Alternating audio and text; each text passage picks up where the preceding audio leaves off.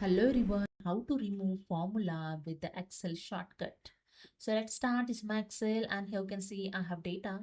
In this data, in total price column have a formula.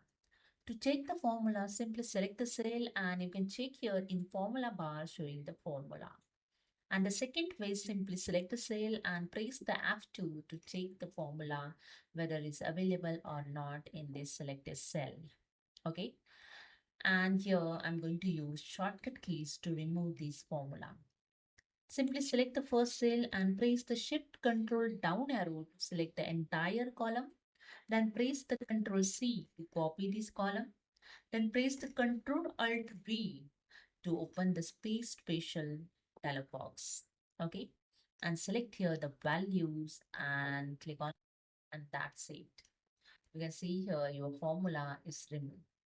We see in formula bar, the formula is not showing. When you press tab 2, the formula is not showing. Okay. So this is a way you can use the shortcut keys to remove the formulas. So hope you understood. If you like this video, please subscribe. Thank you so much.